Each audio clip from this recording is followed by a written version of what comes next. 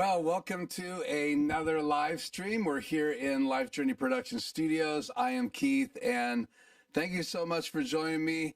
We're going to say hi here in the chat. We have one major agenda tonight, and that is all of these updates for the new software control update by Blackmagic Design 9.5.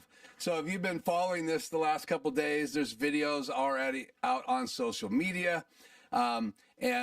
Caught my eye, so I thought, why not? Let's just go ahead, do some crazy things tonight. We're going to update a ATEM Extreme Iso Live. So I'm using it right now. It is going to go off the air, and hopefully it'll come back on the air. Now, I'm not live streaming from it. It's my second Extreme Iso, but might as well show you how the update goes and how loud the devices get when they're doing a firmware update. So a lot of times you'll just get an update to the software control by Blackmagic Design. And if you don't know what the software control is, let's just pop it on the screen here just so everybody is on the same page. Let me just full screen this. And let's bring it on with, let's do this camera right here. So that's the software control. I have my macros open. I'm streaming from here right now, but I do have the streaming section closed, so I don't give you guys my key or broadcast my key. But this is software control, and it's updated. So a lot of times you just get software control update, and then occasionally when you get a software control update, you also get a firmware update, and that's what we have this time. So it's amazing the new features that are going to be available now for us.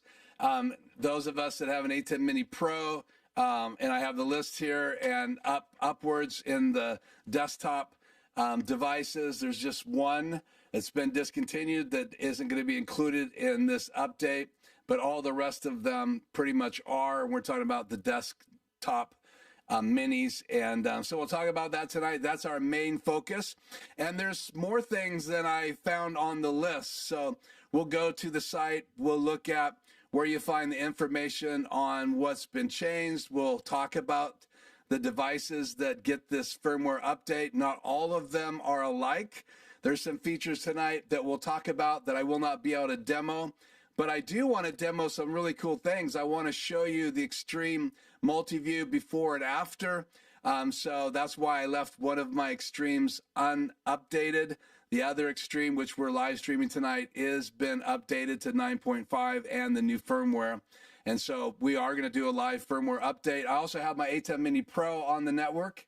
And all of these devices have SD drives plugged in, which I've never done before, because we'll talk about another feature that's available with this update. And so it's not just one or two features, it's multiple changes that I have found and things that you can do. So, and I've watched a couple videos. There might be one or two bugs. Typically, that's not true with Blackmagic Design. So it's probably user error, but that's going to be a lot of fun tonight. So we're going to jump into that about 10 after. We're going to do some saying hi, but that's the agenda tonight. Just talking about the 9.5 update of the control software by Blackmagic Design, and I hope you guys will enjoy this journey with me. I'm going to change some glasses tonight. Let's just double check, make sure our stream is doing good. Data is up to 9.2. I don't know why that is. So usually it's in the 6s. Maybe I have a setting off here. Maybe I'm streaming higher than I'm supposed to. Let's just look here. Streaming high. So hopefully that didn't, well, maybe the resolution increased with the 9.5 firmware update. I don't know, because we're streaming from the ATEM Mini Extreme Iso with the 9.5 update. The firmware has been updated. It is rocking at about 9.18. So that's higher than normal. Normally I don't see above 7, and now we're at 9. So maybe they have tightened things up. Who knows? So we're going to see tonight. So let's get into the chat here. I want to clean my other glasses so I can see better here. You guys can watch some of the prep time, and then we'll jump into the chat and say hi, because I'm sure more people are jumping on now that we're on the air. So again, thank you so much for joining me.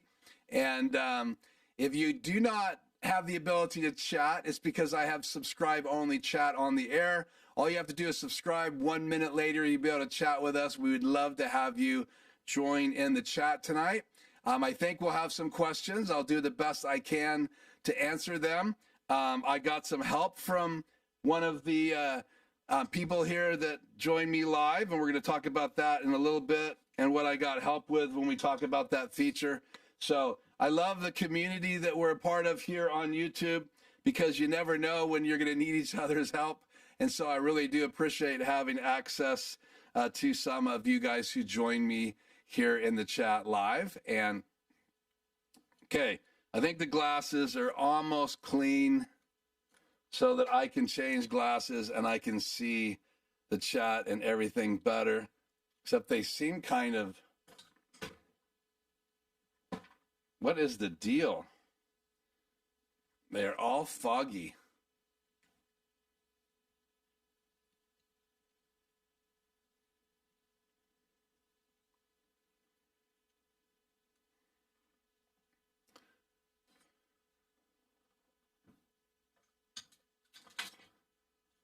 Okay, back to these glasses. They're just not cleaning up, so we're going to retire those glasses for tonight. I can see, it's just, I can see better with just the readers on in here. Okay, so let's just say some highs here in the chat. Let me get organized here. I've got my notes tonight that I'm going to be using. Looks like we have good audio. Let's just pop into the chat here and see what's going on. Earlier tonight, we had... let's see, put chat on the air. We had Grish in here earlier, and he said he was going to be back. That was quite a bit time ago. And then Hank popped in. Hi, Hank. Hank is updated to 9.5 software update, and he said he's anxious to get your view. Yeah, we'll be talking about that tonight for sure. And I said it's a great update, and I 100% agree to that. Grish is back, so from Spokane.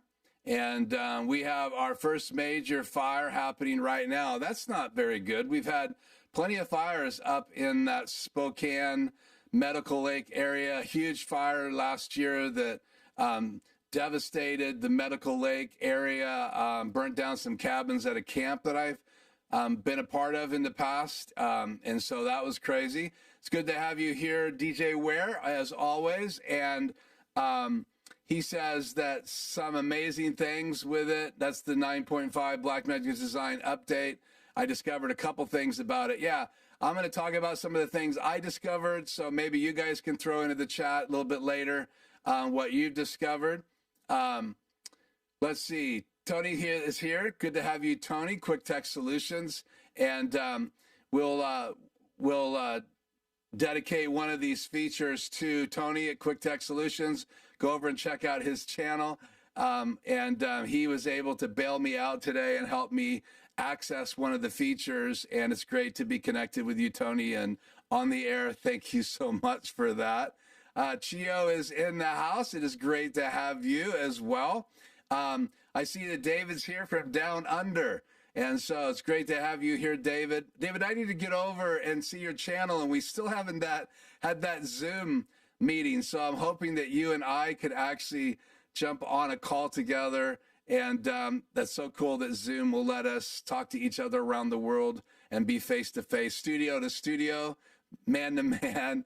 That's pretty cool with David. So hopefully that'll happen sometime 2024. Tony says, sounds like you're on the wireless mic, not the Shure.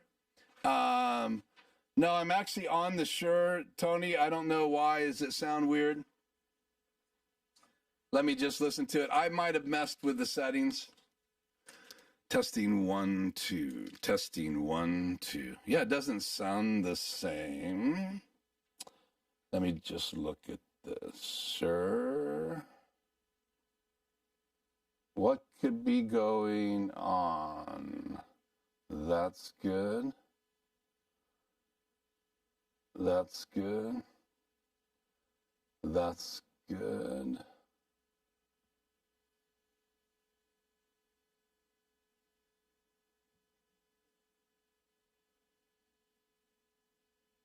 Yeah, something sounds off with that mic.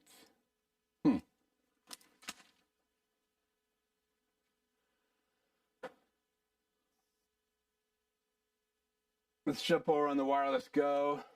Testing 1, 2. That sounds better. I don't know what happened to my SM7B. Let me make sure I don't have somehow phantom power on. No, I don't. Turn it down just a little bit.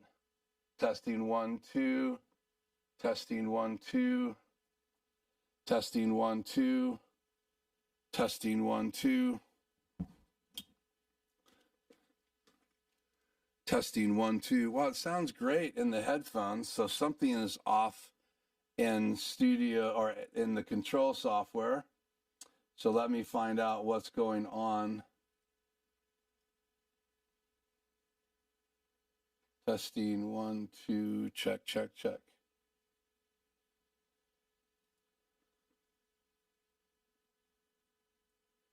Check, check, check. Check, check, check.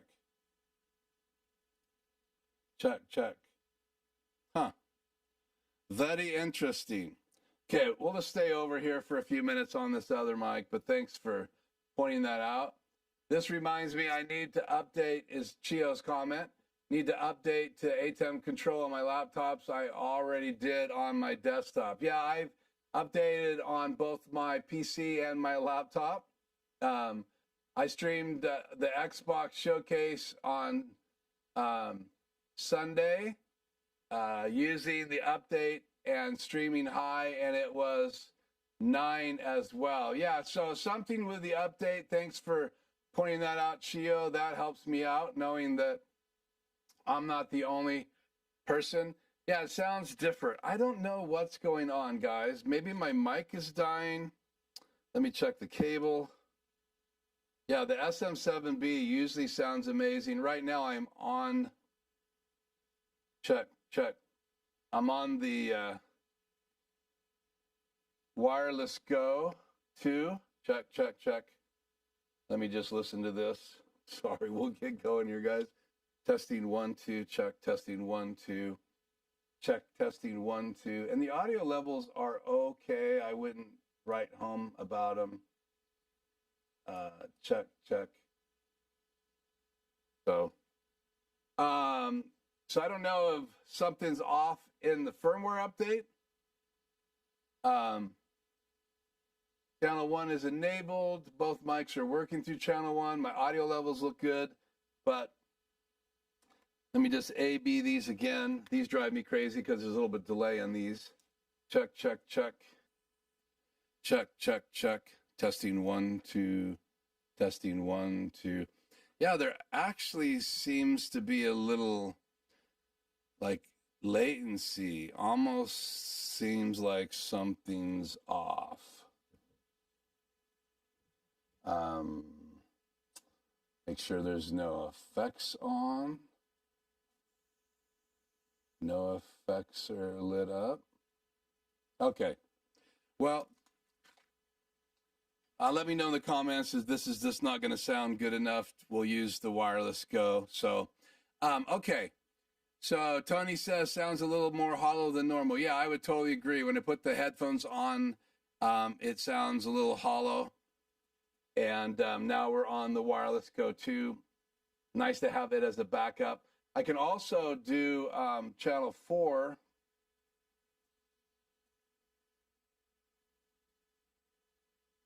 Testing 1, 2. That is my condenser microphone.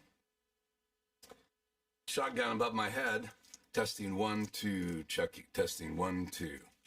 So I don't know. You guys let me know which one you like the best. Let's just A, B, C them. So this is the shotgun microphone overhead. This is the wireless go. You guys can vote which microphone you want me to use. And this is the SM7B, which does seem like it's off for some reason. And I'm going to land right here on the wireless go for right now. Okay, So let's see, anybody else in the chat that I need to say hi to? Yeah, a little bit robotically, I agree. It seemed like it has. And I was playing with the effects right before we went on the air, but I don't see any of the effects on unless they got stuck on. And that's so weird. Because it's not showing me that any of the Rodecaster Pro effects are lit up. So who knows what is going on with that SM7B, but I'm currently using the Wireless Go 2, so let me know if you like it the best. David says, yeah, I love Zoom. Tony says, sorry, Keith, didn't mean to get you off course on the audio. Hey, it's live, Tony, so we want to make sure we have good, decent audio.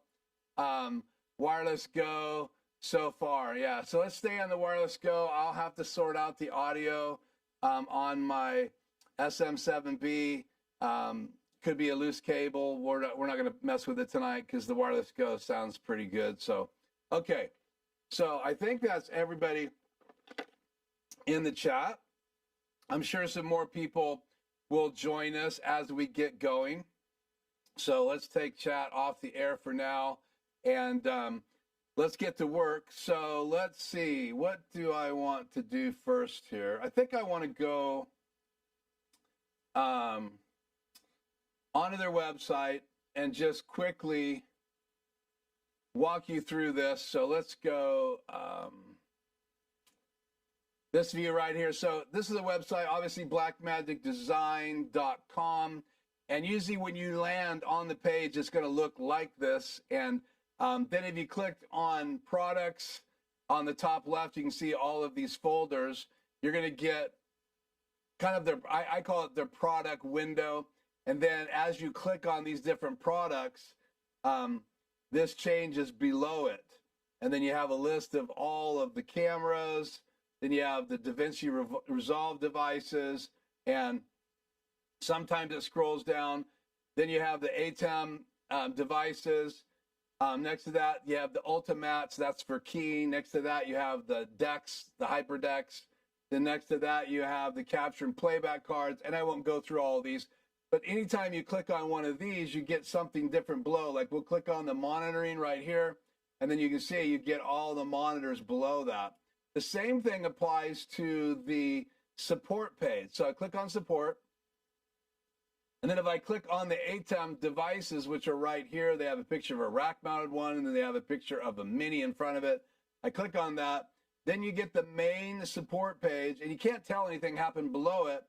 But if I set the page up like this, and then I click on cameras, we have the ATEM Switcher 9.5 update right there. But if I was clicking on cameras, you can see now you have Blackmagic RAW. If I click on the standard converters, then you have the Teranex files. If I click on HyperDecks, then I get the HyperDeck 8.4 update. And by the way, I haven't done a video on the 8.4 update. We really should. There's some cool new features available in some of the HyperDecks. I have not done a video on that. It's on my list. But I've been focusing in on some audio for live sound, as well as these updates that came out during NAB and the media player we covered, and now we're going to cover the 9.5 update. So back to the ATEMs, and here is the ATEM Switcher 9.5 update. I have mainly Windows machines here. I've had Macs before. I'll probably add a Mac sometime in the very, very soon future. But so you click on Mac OS if that's what you have, and you click on Windows. So once you click on Windows, you get this page. If you're registering your device, you should fill all this out. But if you're just going there to get an update, you scroll down just a little bit. Right here, let me make the window smaller. And right down here on the bottom, you'll see the download button. And you can just say, I want to download. And I've already downloaded the file. I recommend that once you get the file downloaded, that you go into your download folder and click on the zip and unzip it. True with the Mac as well. And then when it unzips, you get this folder, and then you click on Install ATEM version 9.5 EXE, and then you go through all of the steps, and it should install. If you run into any problems, you need to uninstall your old version first. And if you don't know how to do that, then it's pretty simple. You just go into the bottom left-hand side, and you can click on your settings wheel. And right here, you click on apps. And then under apps, you're going to scroll down to Blackmagic Design. Of course, this is in Windows. So you're going to go back down here. Let's see, did I pass it already? Right here is the Blackmagic ATEM switcher. You would click on that, and then you click uninstall. You confirm you want to uninstall it. And then when that's done, I would just say do a fresh reboot, then install the new version. And once you have it installed, you still have another step when there's a firmware update, and that's what we're going to talk about next in a little bit as we talk about installing the software, because I've already updated my ATEM Extreme Iso #1. I've already updated my ATEM Mini Pro. I've done firmware updates on both of those devices. I've updated my PC to 9.5, and I've updated my laptop to 9.5. The one device I have not updated yet, and that would be true if you do the HyperDeck 9.4 update. Certain HyperDecks will have a firmware update because it's adding new features and new things in the menu. And that's true now with 9.5. You have a firmware update in the devices that are supported. And we're going to talk about those devices here in a second. So then you have another step to do that. And we're going to do that step tonight on my PC.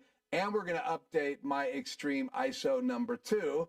But I want to use the menu system and the software as is, because it defaults back to the typical layout until you update the firmware, which was very interesting. So it's very deceiving.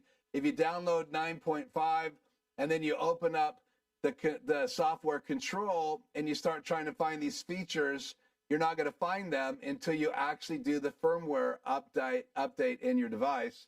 And that's why I wanted to kind of talk about this process. So let's go back to me and a logo.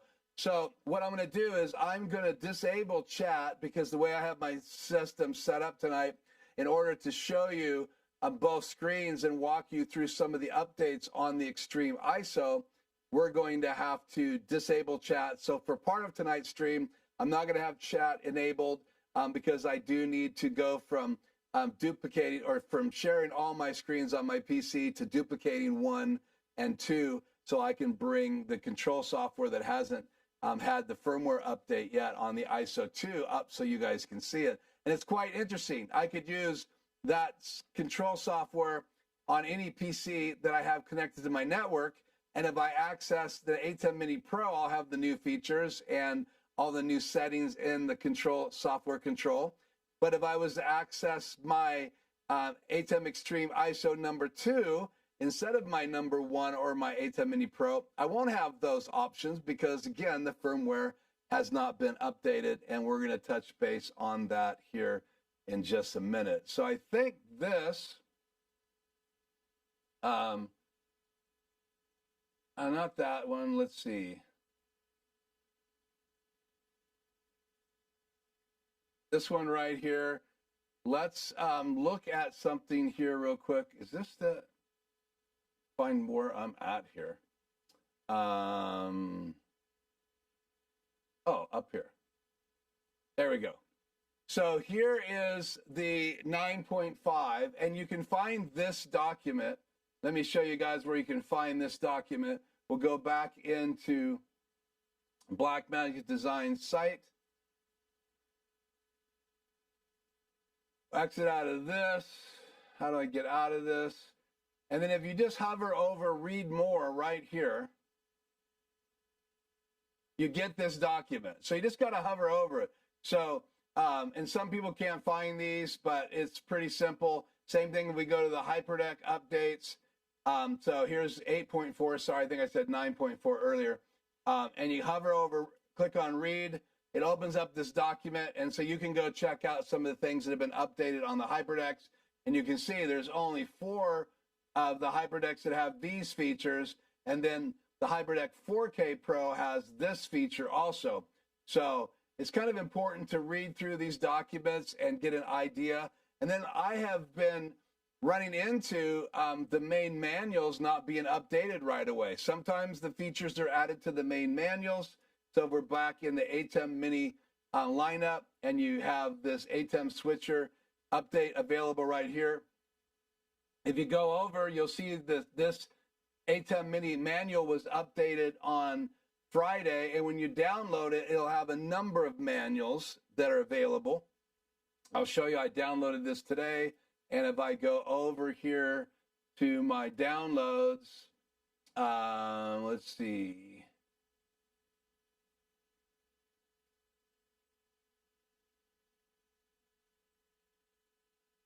You have the Constellation manual, you have the ATEM Mini manual, you have the ATEM SDI manual, and you have the ATEM Television Studio manual, and then you have the Production Studio Switcher manual. So in that download, that 9.5, you have all these different manuals, so you would have to open those up to see if they've updated them. And some of the features I find are in there, and then some of the features aren't, and I don't know why they're not doing that more thoroughly. So let's talk about this. I should have been on the screen in this display, but obviously today things are going to challenge me as usual. So let me just see what is going on here. There we go. So let me go into box 2.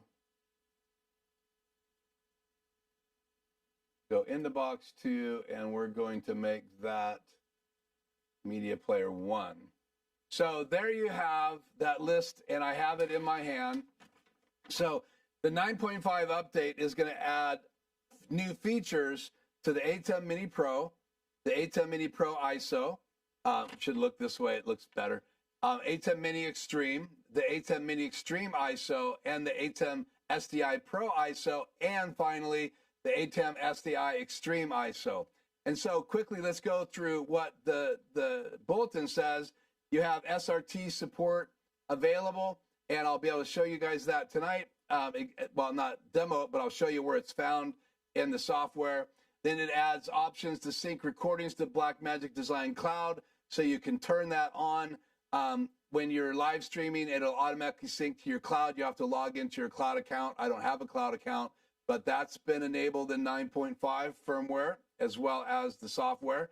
You add webcam outputs, which is the big thing that people are talking about. We've always had program out available through the USB-C port. Now with the Extreme, you can have access to all the different outputs that you'd normally have if you were outputting through one of the 2 HDMIs, or if you have the SDI model, one of the 4 SDI outs. Now you can output to the to Zoom or to OBS. You can output more than just program out. That's a big deal. We'll talk about why. Support for live editing of recorded files. You can do that in DaVinci Resolve. So you can do live editing. So if you're sitting in your studio and you're recording a video, or you're doing a podcast for someone and you're producing it, you can enable DaVinci Resolve, get everything networked together, and you can begin to have these files growing as you're recording. And you can do live editing. You can even have instant replay. And you can do instant replay without the new instant replay controller that was announced at NAB, but it'll be a lot faster if you have the instant replay MIDI device controller. And so again, all of these things that were announced at NAB, a lot of these features that they announced are just now being integrated, and changes are being made in ATEM Mini desktop devices in order to do that. What's going to happen with the rack-mounted devices and what's going to happen with the consoles, we'll have to wait and see. So adds network storage for external drives. So we're going to talk about that. So you can do external drive support, networking, and you can add options for borderless multi-view. We'll look at that feature tonight. So there's changes to the multi-view. We're going to show you what it looks like before. on my Extreme number 2, and we're going to show you what it looks like now in my Extreme number 1. So you're going to see a side-by-side comparison of the software tonight of Extremes. I only have one ATEM Mini Pro, so I can't do that. Because I have two Extremes, I can actually do before and after demos of the software, and we'll get to that here in just a second. Also, custom multi-view border colors. You can, it allows multi-view labels to be enabled or disabled, so you don't like those labels on all of your inputs that are on your screen. You just want a cleaner multi-view. Then now you can turn all of those labels off. And then general performance and stability updates. And we'll talk about a couple things that I discovered today as I was getting ready for tonight in that. And there's going to be probably more things. I'm still looking before and after. That's why I did not want to update my Extreme ISO number 2, so I could look at each page and see what was different and compare them side by side. Because once you do the update and you do the firmware update, a lot of times you can't tell the difference. You just start seeing these new features. And there's been some unique changes of the software control over the last year, even with some of the pages that are available inside the software control. So now, one of the things I wanted to do tonight before we jump into that side-by-side comparison, and again, I got to set it up, is I wanted to talk about the HyperDeck. So not only did they have the HyperDeck 8.4 update, they also have made some changes in the control software for HyperDecks in 9.5. And I, so far, watched 2 or 3 videos yesterday. I haven't seen anybody talking about the 9.5 HyperDeck updates. And obviously, one of the things I'm passionate about are HyperDecks and what you can do with them and how they can be automated with macros and integrated into your Blackmagic design devices and your live streams and your recording. So I want to talk about some of the things I discovered that really are intuitive and helpful, even though they may not be hugely major. There's one that could be, and so we're going to look at that here in just a minute. So let me pop chat back on the air here. Good to have you here, Eric. If I hadn't said hi already, I don't think I did. Good to have you here, sir. Tim Morrow, good morning from Melbourne, Australia. It's good to have you joining us. Thank you for being with us. You and David from Australia down under. Mohammed Wahid, can you demonstrate? I don't know why too much talking. Yeah, I guess I can. Okay, so here we go. Let me set this up. I'm going to turn chat off the air.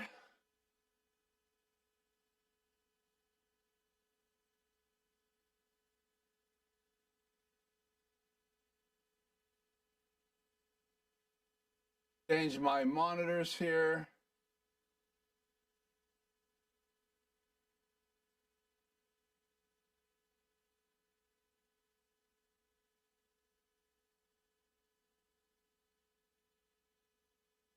Okay.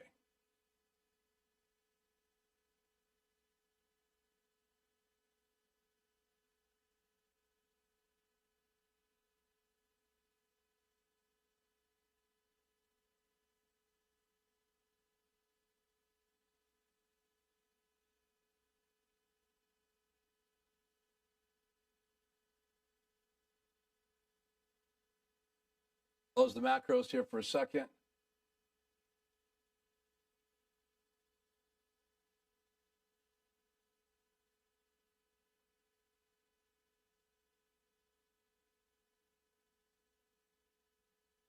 Try that again. I forgot to hit confirm.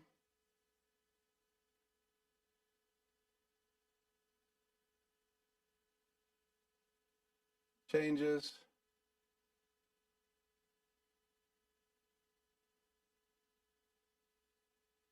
Okay, now we're set up.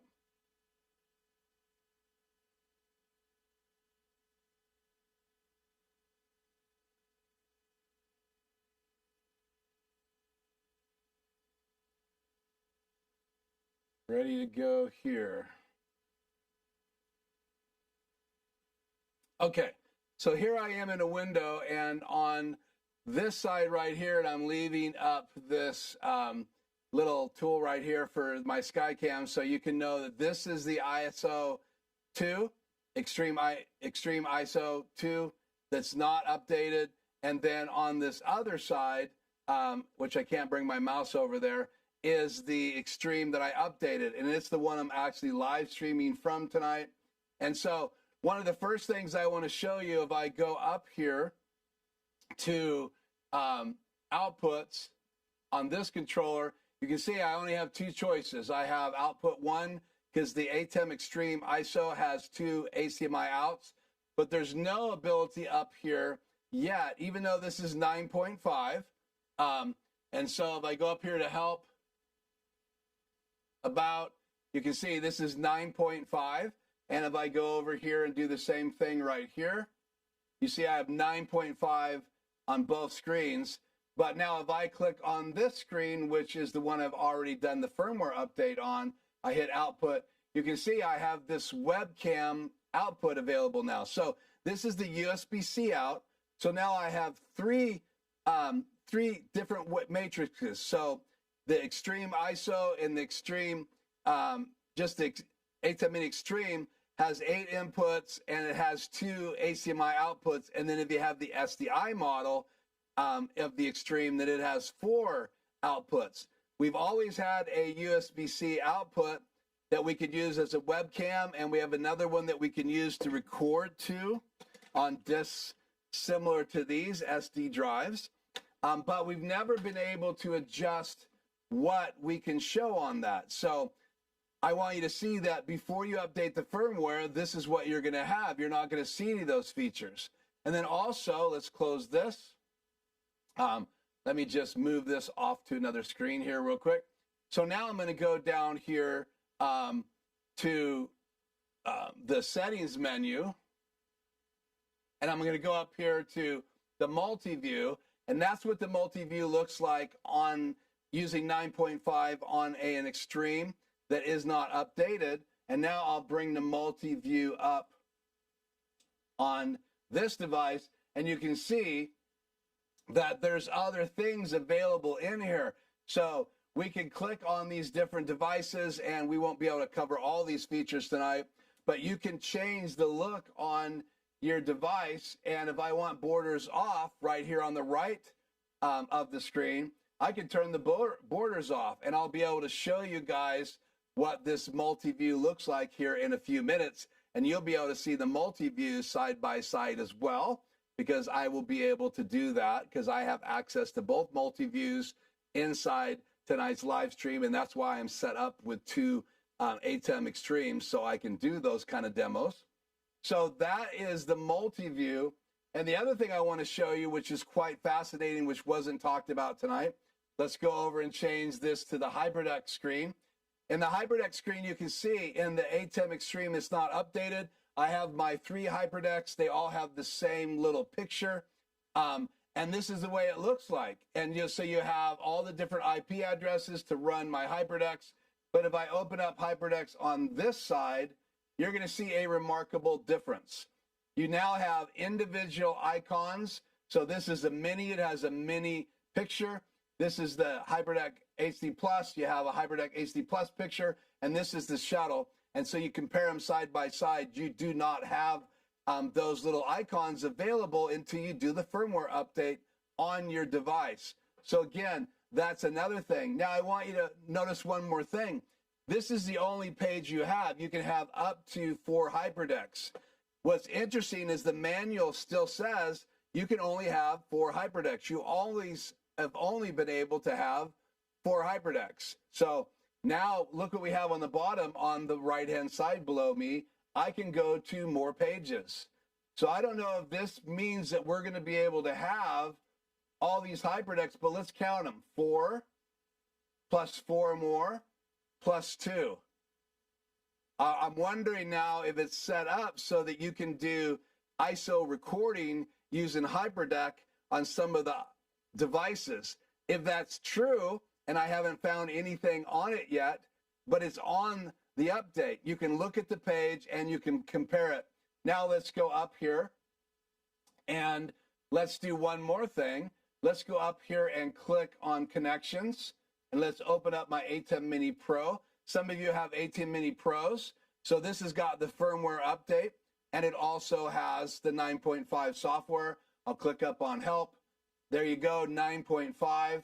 I'll click up here and under outputs, and I have an output 1 because there's only one HDMI out. And now I have a webcam out, and you can see that on the Extreme, you have all of the outputs. So you can send multi-view, camera 1, color bars, all that stuff, camera 2, 3, 4, 5, 6, 7, 8, multi-view, program out, preview, and you can do all of that. But on the ATEM Mini Pro and the Pro ISO, and I don't own an ISO, but I heard that it's true with both the Pro ISO and SDI model, then you only have multi-view, program, or preview. So let's just talk about this real quick. So let me go back to, let me show you the multi-view here real quick. So I'm on the ATEM Mini Pro software. You see you have 1, 2, 3, 4 inputs. You only have one upstream key. There is no super source. You only have one downstream key.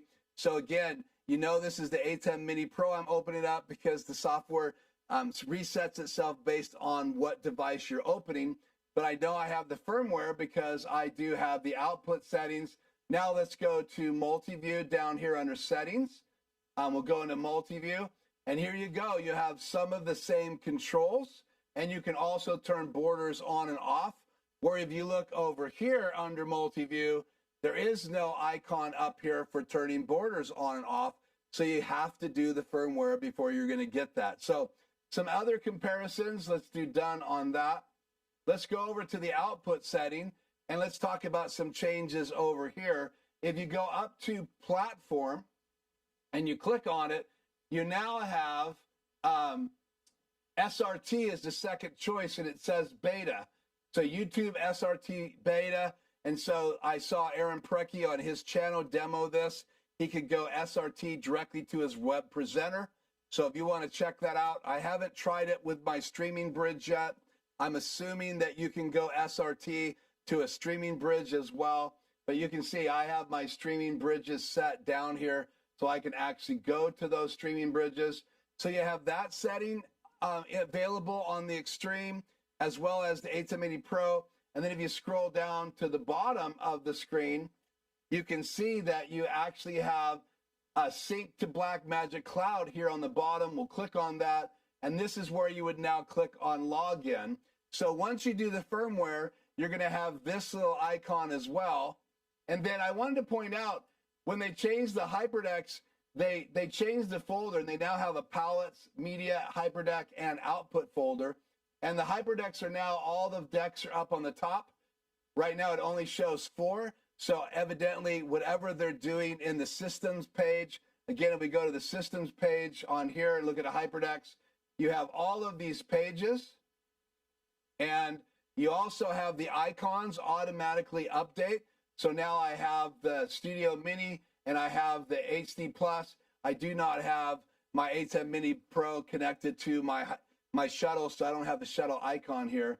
So again, the pages are here, but when you go over to the HyperDeck page, you're only getting an option for 4 decks still. So I don't know if this is an update coming, but there's got to be a reason that when you go to the settings of the HyperDeck, you have all of these new pages, where in the Extreme ISO, we'll go back to it again, connections, Extreme ISO number 2.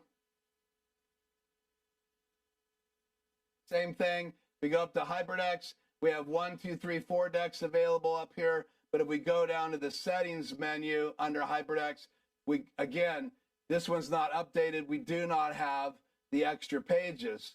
And again, if we go to the output, all the way down here into YouTube, you do not have the SRT choice because the firmware hasn't been updated yet.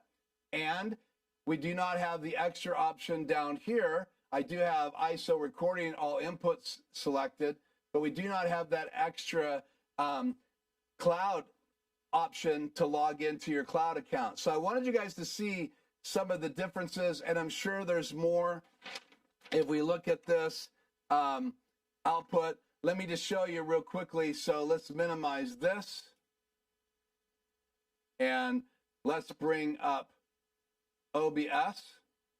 And so here is OBS open, and you can see right now from my Extreme, I am sending to OBS my multi-view. So what does that mean? That means that I could right-click in OBS, go full screen, and I could display that in my Blackmagic design input, my multi-view, or I could just display this over on my Elgato prompter. That's right, I can send full screen multi-view to my Elgato prompter. So I'm going to go ahead and click Elgato prompter right now, and then I'll grab my phone and I'll bring this on the air real quick.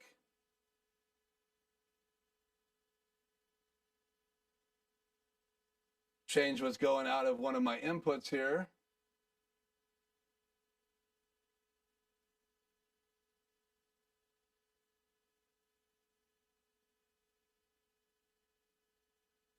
Okay.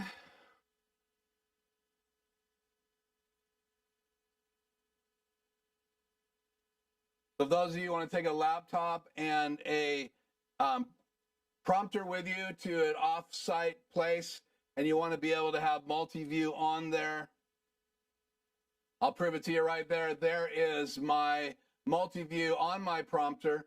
And then if I wanted to change what's going there, we'll just back this up so you can see both at the same time.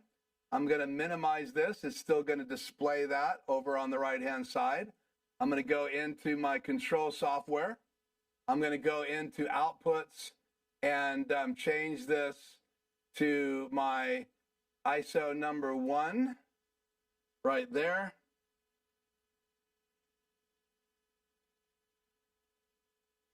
Now I'm in ISO number 1. I'm going to go to outputs, the web output right here. And I'm going to click on my program out. So I'll click on it.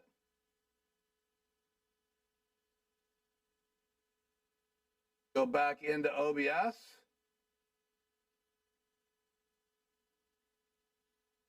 And it didn't change. So let's figure out what is going on here. I might have to reboot OBS. I don't know if it's going to change on the fly. Maybe just double check and make sure I clicked on it. Output, webcam. Nope, I didn't click on it. Program out. There we go. So now that's program out. You're seeing what I'm showing you guys in the live.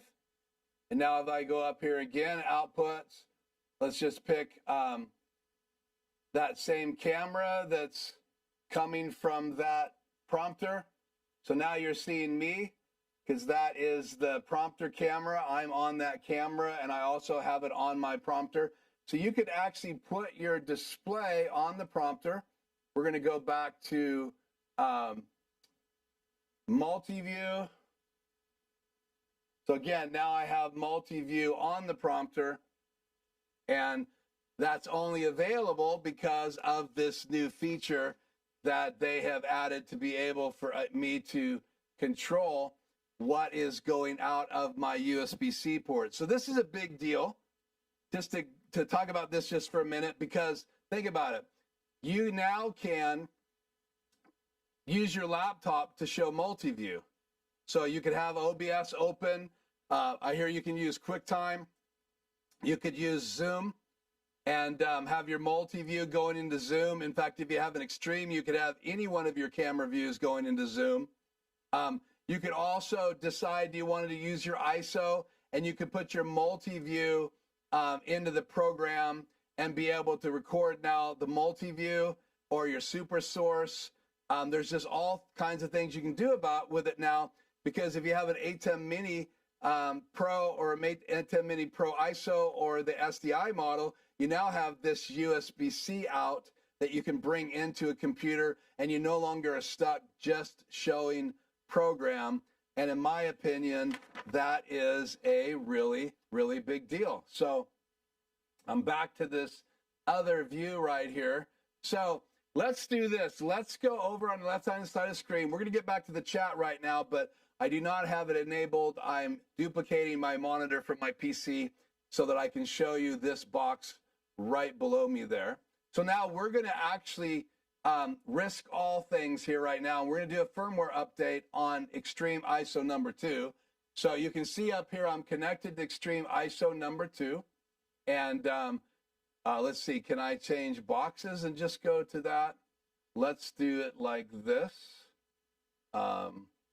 Let's go me and my laptop real quick right here, and then I'm going to change what is in box 2.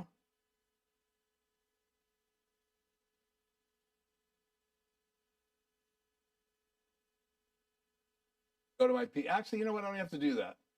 Yeah, let's do it like this. Okay, so I'm showing you my PC, and we're going to do a firmware update right now. So how do you do a firmware update? Let's get this out of my way. I'm using my wireless go. So we're going to go down up here to File. We're going to go here to Connect. We're connected to the ISO 2. You can see it right here. So you want to make sure that's the one you're connected to. I'm going to hit ATEM Setup. Remember, I've already updated the 9.5 control software. Again, just to show you that. Just go up here real quick. Under Help, under About, there's the 9.5. So you know that we're at 9.5. But again, if I go up here to outputs, there is no web output.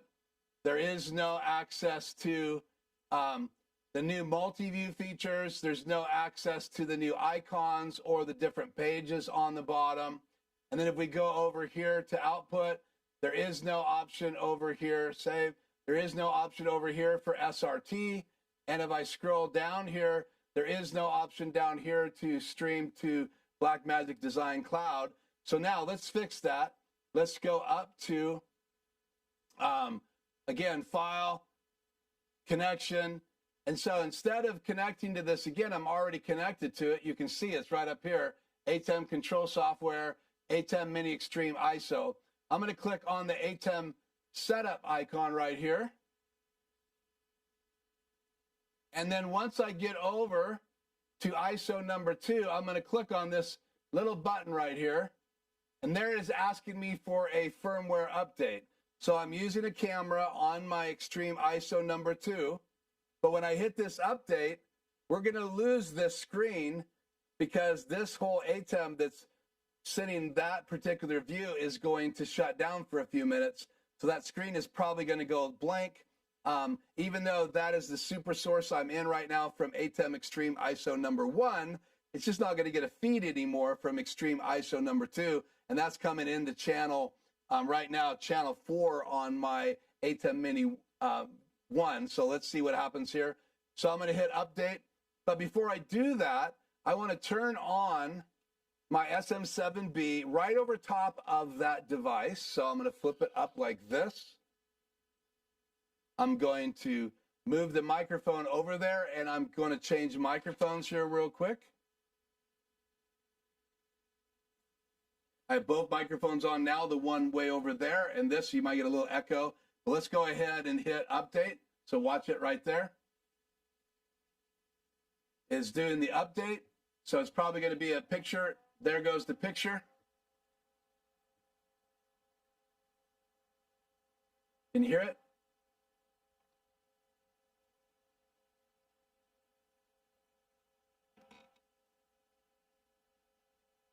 Maybe you can't hear it. You can see, I'll mute that SM7B again. You can see how long the update takes. It's at 61% right now.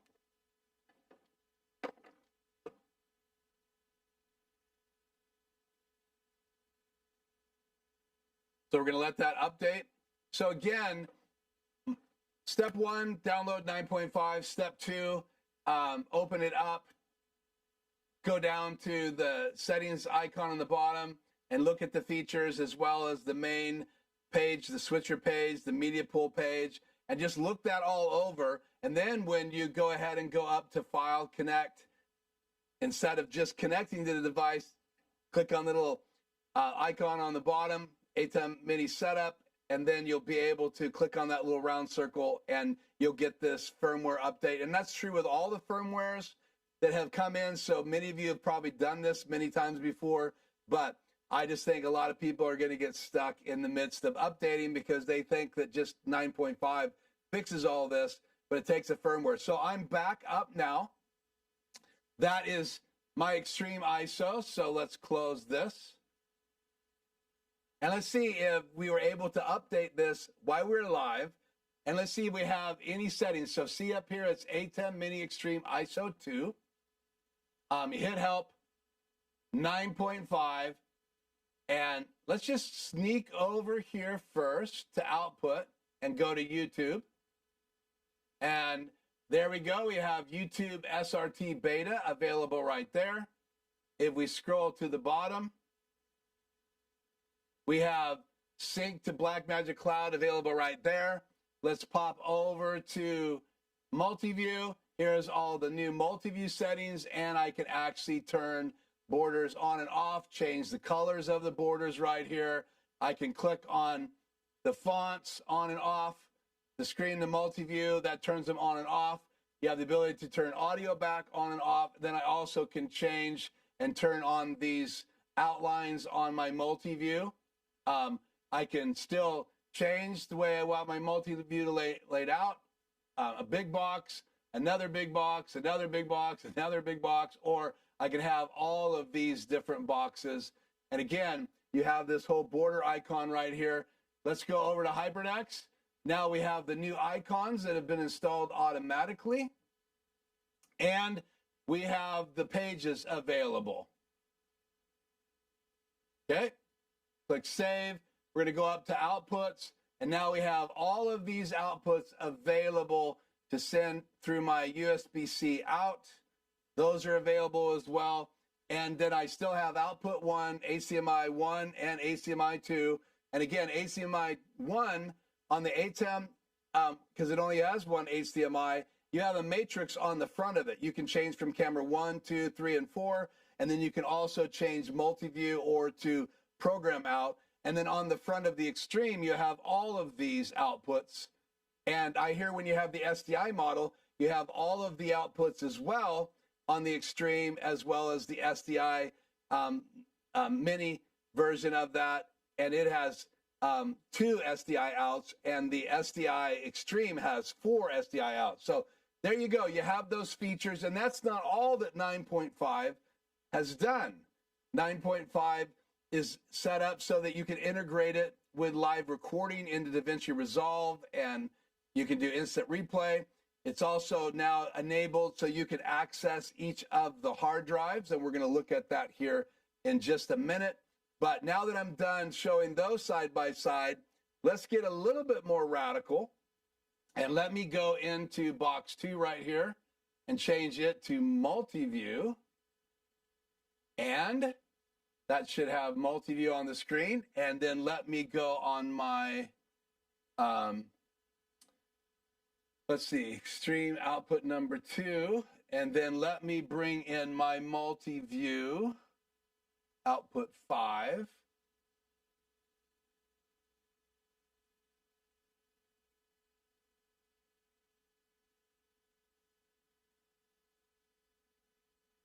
Here's multi-view, and that's multi-view 2. I want to put that on 1.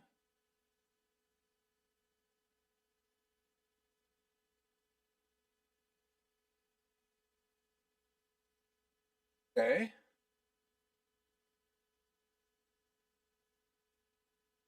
And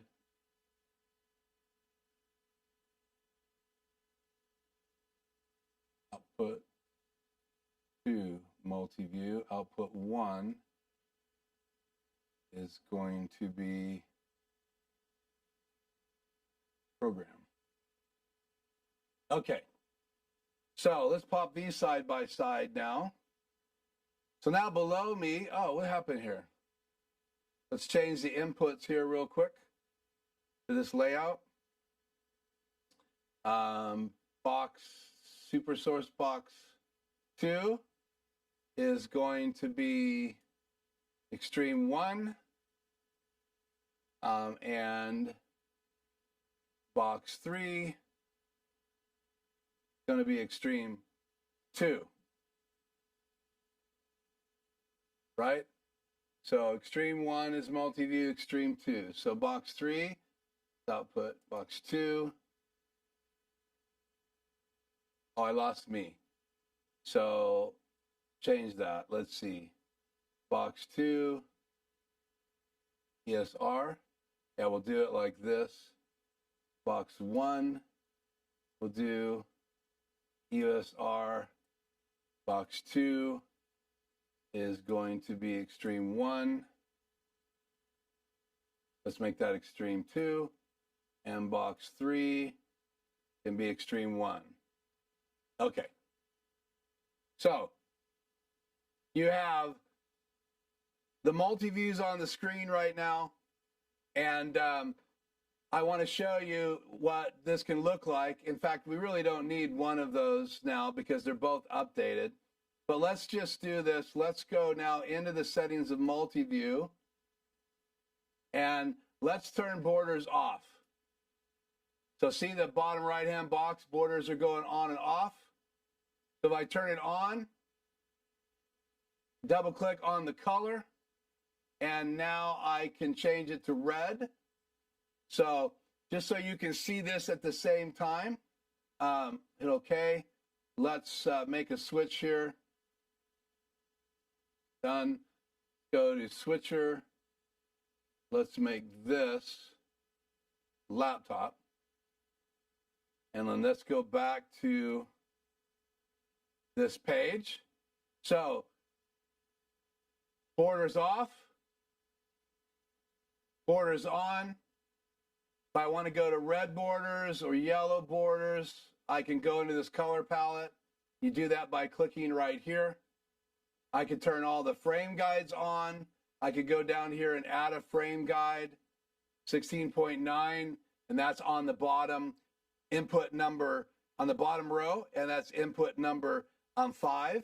I could change that to a different layout. I could go to portrait down there and have it for filming a new Blackmagic design pocket cinema camera in portrait mode. And so I could use that to frame the portrait in the center of the frame. I can turn those back off. I can turn the fonts off for that. So I'm going to go through the bottom row and turn all of the writing off the air. So all of my inputs now over there do not have any writing on them. I can do the same thing with the media player that's right there. Let's click that font off. You can see the writing goes away, And right now, streaming status and recording status, they don't have labels on them. So it's only on inputs that you can label. The inputs that automatically have labels, like that says ISO recording, all that you can't. But again, I can turn these borders on or off, and I can change the color of those borders. And again, that's one of the things that you can do with multi-view now. And you can still change the layouts. I can still go up here and go to one box up there for preview and get rid of all of those other boxes. But I like to see all of these windows. I could do the same thing in that box by clicking on the icon right up here in the top. Turn that on. I could turn all the meters off and on up here. And I can turn all the frame guides on and off. And I can turn borders on and off. And then again, HyperDecks, here's all my HyperDecks right here. You just have to have the IP address. And again, I have all of these pages. So one last feature I want to talk about, but we're going to open up the chat again and get back into this layout right here.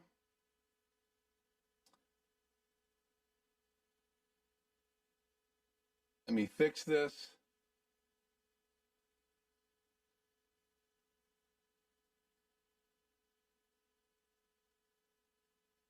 Just extending my desktops on my PC so I can put chat back on the air.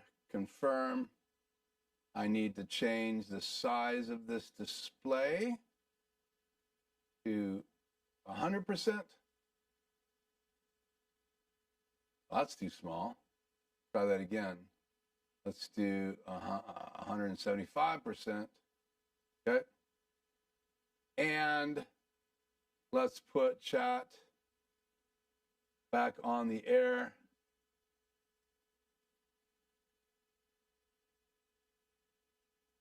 Carter Bing, thank you for joining me. Let's get me back on the air and turn off whatever's blocking my face from being in the live stream.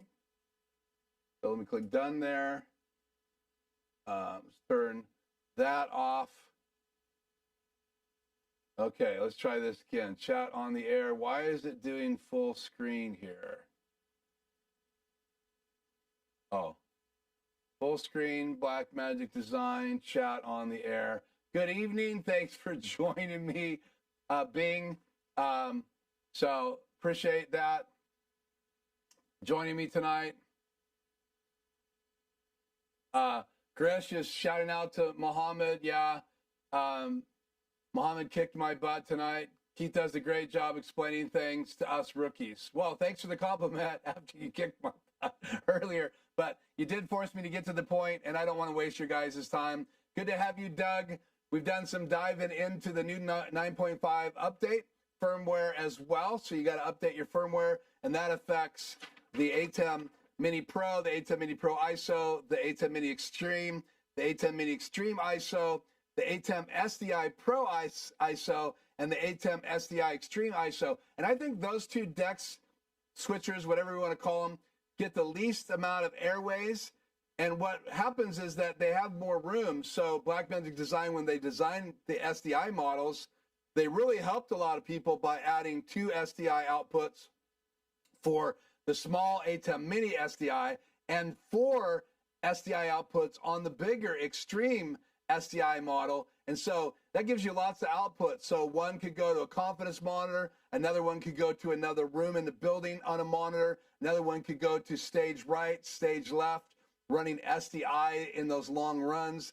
So you could use that for live events. And the Extreme model really gave you, the little mini model gave you some options as well, because you could have one go to your multi-view monitor and the other one go to the stage. But now that you can control the USB-C out, now you can have the multi-view on your laptop, or you could bring an extra monitor with you. You could have your laptop and a second monitor, and you could then share the USB-C out of your ATEM Mini Pro and put multi-view on that.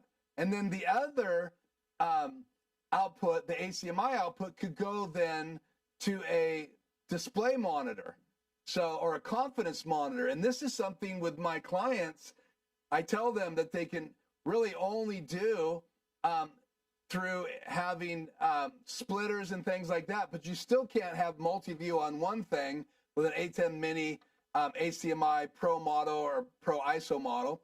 But now you could have the USB-C going to, you could go into Zoom, or you could go into OBS, or any software that can display full screen video.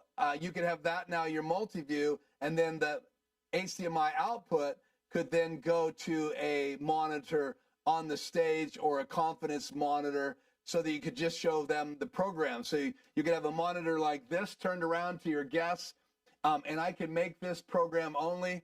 It's that easy. So this is a confidence monitor, but I'm doing that with an Extreme, and I can still have multi-view available. But on an ATEM Mini Pro or Mini Pro ISO, until this firmware update, you couldn't do this. You would either have to have multi-view on your one HDMI output, or you would have to have the confidence, the program out, or you could have camera 1, camera 2, camera 3, camera 4 if you're just focusing. But now you can literally use a computer monitor and OBS and display multi-view full screen. You can use your prompter and use OBS and display on the prompter full screen. So there's just a lot of things that you can do now. You can also bring that USB into Zoom. So that means you're in a Zoom call now.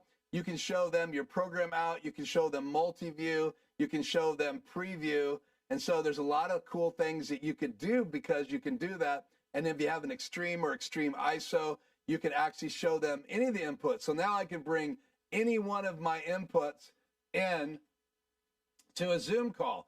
So let's just go ahead and do that. Let's close this. And here's my Zoom. So we're going to close OBS. It's not my Zoom, that's my OBS. We're going to close OBS. It's getting the multi-view coming from my ATEM Extreme. So we'll see if this will close because I can't have it go there. Yeah, so now let's go up here. Let's open up Zoom.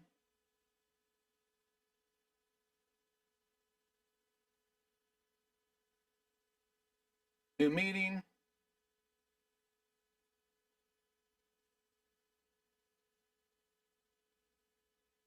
There you go.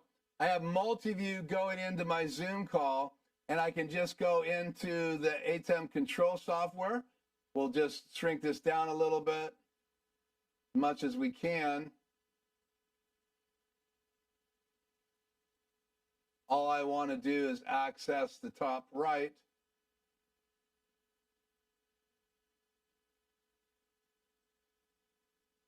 Let's move this off to another monitor.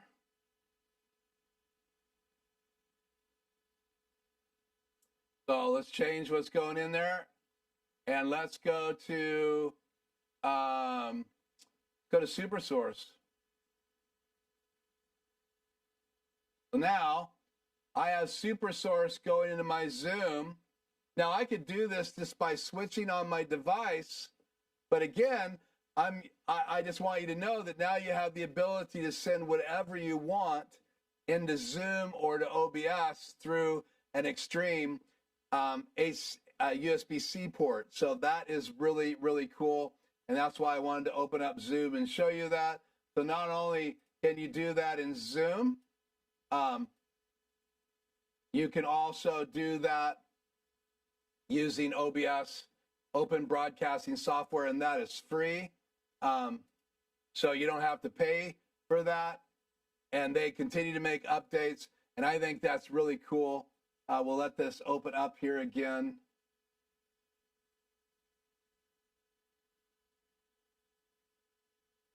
So there you go. So let's change what's going over there. Where's my control software? We'll change this now back to just my regular program out. And we'll move this out of the way. So I have my regular program out. Or let's say I just want to go over there and put my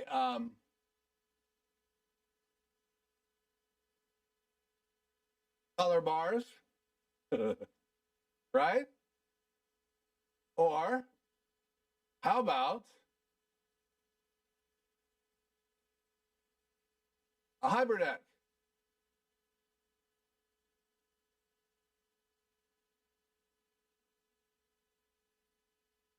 Play something else. So I can bring my HyperDeck over there through that. Now I could switch it over there as well, and that's what I do when I'm doing my consults. But the cool thing is you literally can bring all those different inputs in now with the USB-C out, and that's really going to be important when you go do a remote shoot and you want to have multi-view on a monitor on your desk, and then you want to send to a confidence monitor through the HDMI out. And this is an amazing new feature, and I'm really excited. The last thing I want to show you is a shout out to Tony at QuickTech Solutions, because I got stuck and couldn't get in here. But if you go into your Windows Explorer, if you have Windows, or you go into Mac File Explorer, and you go down to Networks, right here, you can see I have now in my Network folder, I have my ATEM Mini Extreme ISO. I have my ATEM Mini Pro. I don't have my ISO number 2 yet because we discovered today when Tony and I were talking in text, and thank you so much, Tony, from QuickTech Solutions. Here is a official shot of the Tony. What did I do here? What just happened? That's so crazy. Oh, I got to go back in here and change something real quick. just go right here. I think it's that camera. There you go. This is the Tony Quick Tech Solutions cam. And Tony said he earned that today. So that's really cool. And we will get back to the chat here in just a second. I want to show this one last feature. And then we'll just deal with some questions. Actually, let's go me and this camera. So as I'm in here, I can then double click on my ATEM Mini Pro, which has a disk on it. So I'm going to double click on it. It's asking me for a password, and you should be able to just type in small case guest and password guest. If this works like it did earlier, and this is what Tony helped me with. Keep looking at the wrong camera. So there it is. I'm now in my ATEM SD drive, and here's everything on my ATEM Mini right here. And so if I want to go to my ISO, I'm going to double click on my ISO. I've already logged into it. Here's everything on that. So that's so you can integrate your SD drive that's plugged into the USB-C port on the back of your ATEM Mini or ATEM Mini Pro or your Extreme ISO or the SDI models. You now can access it directly from your laptop, not using any fancy software. You can just simply access it. And now you can go from DaVinci Resolve right and get information right off your ATEMS drives as you are recording in your studios or live streaming. And then you can also have those files going to your cloud, which is really, really, really cool. So I'm loving these things. And again, thank you, Tony, for helping me figure out how to do that. So, okay. I'm tired of my voice. You guys are probably getting tired of my voice. So what I'm going to do right now is open chat back up here. And let's get back to chat here. So, okay, so let's go up here and just catch up.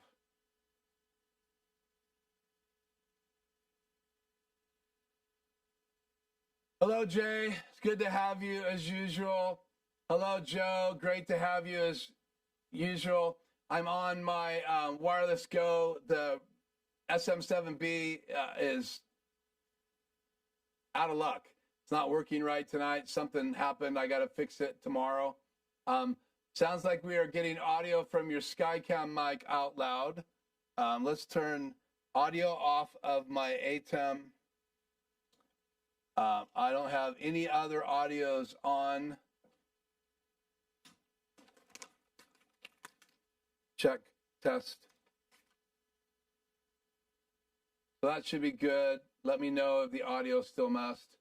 There's something weird with it. Keith was looking at it. Yeah, okay, that's Justin Joe. Sorry I'm late. It's good to have you here, Ernesto. My favorite tech. Hope you watch this video back. We've covered most of the 9.5 features. You've got SRT enabled now as well. Let's change the camera behind me. To multi-view. You have SRT enabled now, so you can stream out of your ATEM Mini Pro, Mini Pro ISO, Mini Pro SDI, Mini Extreme Pro, or Extreme Pro, Pro ISO SDI. So you can go out, I believe, SRT now to your web presenter through the software in the output section. And you can also, I believe, go to a streaming bridge. And it says it's beta, so they're still perfecting it. That says beta right inside the output sections. So instead of streaming to YouTube or to a streaming bridge, you can actually go out SRT. And if you want to know more, Aaron Parecki demoed this on his channel. I believe he's got a couple videos that he uploaded, and I think he covered this on Sunday morning in his live stream. And he is quite a guru when it comes to this kind of stuff. So, Doug, looks like I'll be updating tonight. Good. I'm glad you liked this as well. What if you restart your audio mixer, forgot what the model that you have was? Maybe that will fix it. Yeah, we can try that. So I'm going to mute my mics.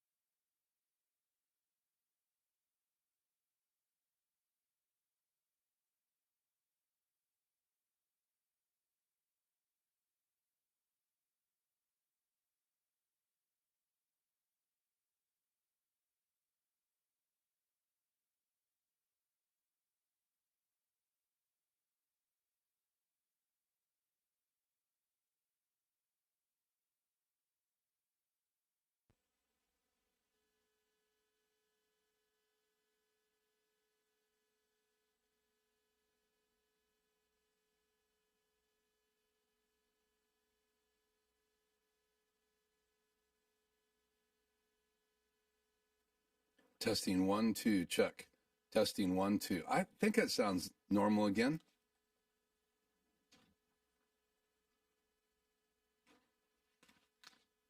Testing 1, 2. It doesn't sound right in the ATEM. Sounds perfect in the Rodecaster Pro. It sounds off if I listen to it in my headphones coming from the ATEM. So I'm going back to the wireless go, and I'm losing this for tonight. Okay, let's finish saying hi here. Oh wait, sounding good in the headphones. Maybe it's the ATEM. Yeah, I think it is the ATEM. I'm using the Rodecaster Pro too. Stop and think, Hank. Thank you. Excellent presentation. I recommend everyone watch the replay of the session to absorb many points. Thanks, Grish. Woo-hoo. Shout out to Tony, always helping. Yeah, Tony is a rock star. LOL. Tony Cam looking great. Thank you, Joe. I'm also using a monitor that was gifted to me by Joe right below the Tony Cam. So I think we should call it the Joe/Tony Cam or Tony/Joe Cam. Thank you again,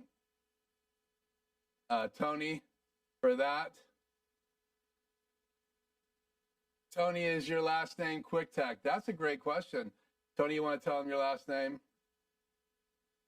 I got stuck with trying to access the ATEM from the network, but when I went to ATEM setup, then store and file explorer, I was able to get in. Yeah, I'm not sure why there's an issue in Windows, Chio, but for some reason I had to use that guest, small case, guest admin name, guest admin password to get into my drives. And then once I use that, I can log back into them. But I will try what you did and see if that fixes it. 17 people watching. Don't forget to like the stream. Thank you so much for that, Joe. Like helps the algorithm. Your likes do. The username and password drove me crazy until I did the file explorer from the ATEM setup. Yeah, maybe go into a little bit more detail in the chat on that, Chio. I'm not quite sure I'm tracking with what you did. I'm just looking for your last post again. I got stuck with trying to access the ATEM from the network, but when I went to ATEM setup, then store and file explorer, I was able to get in. So you're talking about in the setup, hitting the store icon. Okay.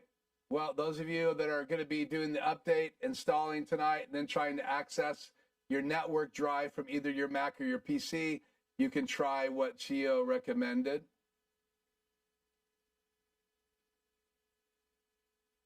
Sounded like one side is slightly delayed. Could be.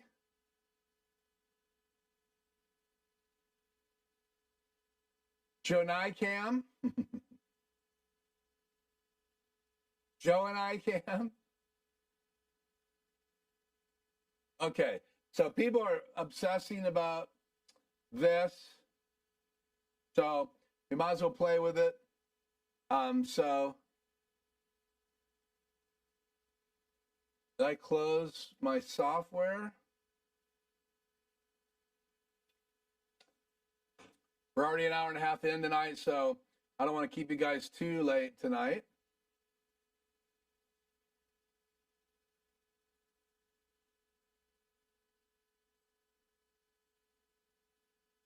So we'll go into the audio settings. Now, just so you know, the Rodecaster Pro goes into mic input number 1. So whatever is affecting this mic would also be affecting my SM7B mic, because they both go into the Rodecaster Pro. This is muted right now. This is unmuted. Now this is unmuted and this is muted. So they're both being impacting that same channel. So if I mute this mic and talk, so there was no signal over there when I mute it. And now I've unmuted my SF or my wireless Go 2, which is also going to the Rodecaster Pro. But if I go up here into mic number 2, This is my EQ settings. Close my EQ settings and go into my other settings. I have the gate on. I have a boost on the output because the preamps are so quiet coming in to the inputs, mic 1 and mic 2, so I don't get enough gain if I don't boost it right here. That could be the issue. I have the limiter on so it doesn't peak ever, though I never get that hot. But the expander's off, the compressor's off. So that's the mic 1 channel. Then we go up here, I have an EQ, again, with some rolling off lows on the main output. And you go over here, I have no effects turned on in the main output.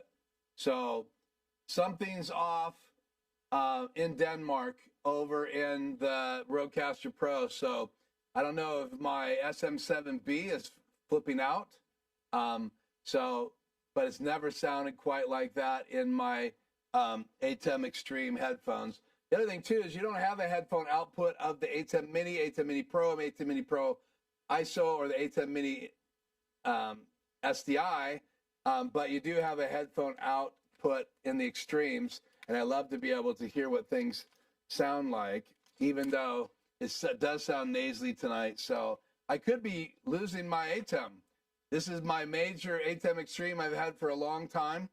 So if I have to switch them up, I'll switch everything the other way and have audio coming into Extreme number 2 instead of Extreme number 1, and I'll stream from number 2 instead of number 1. So it's also why I have a backup, so I could do a quick repair if I needed to. I always have an Extreme hopefully ready to go. If they both die, I don't know what to tell you.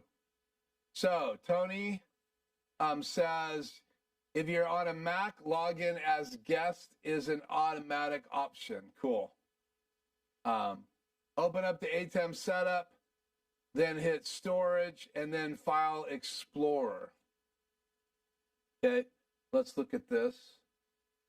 I'm going to go over to my other connection, go into my ATEM Mini Extreme ISO 2.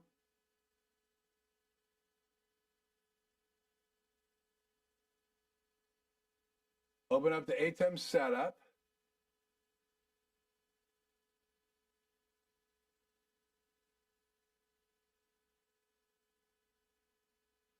Storage, file explorer.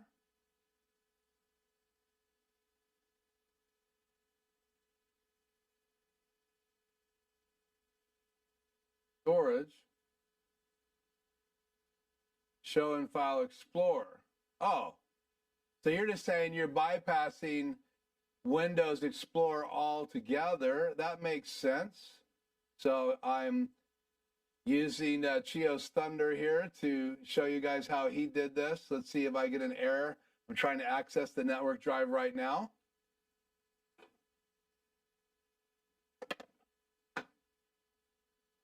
Well, I was trying to access, if you get stuck or you're looking for some help, I do a free 1-hour consult. There's links in descriptions below. Please subscribe if you haven't already. You're watching this video later.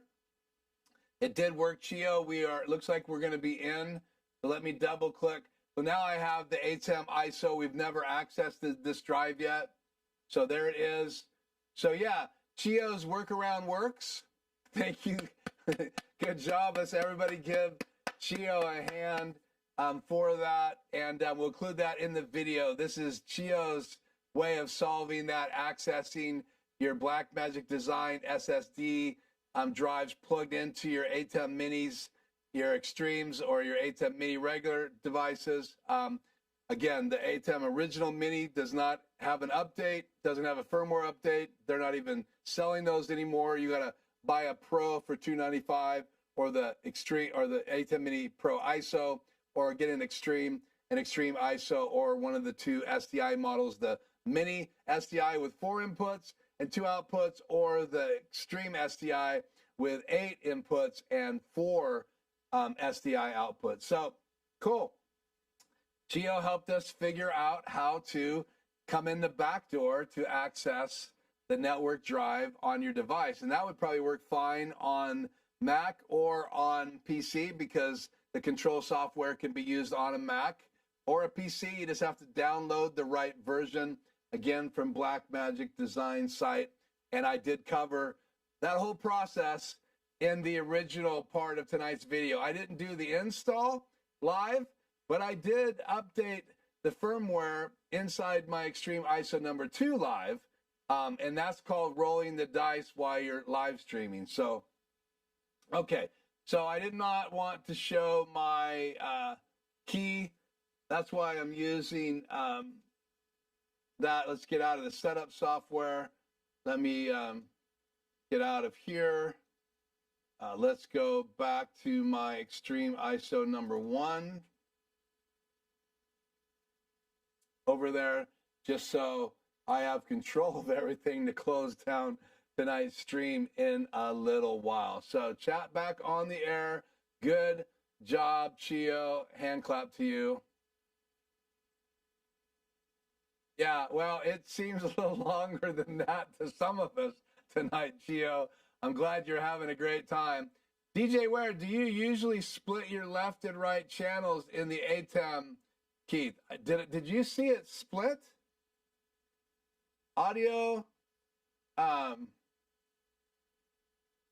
No, I don't, because I'm coming in stereo. So I'm coming out of my Rodecaster Pro 2, right and left, right? Mono, mono, into a adapter that goes from 1/4 inch mono right, 1/4 inch mono left, into stereo, and then that goes into mic channel 1 in the back of my ATEM, because they're 3.5 mini jacks. That's all you have. The good thing about some of the new rack mounted versions is they have nicer inputs. I don't know if their preamps are any better.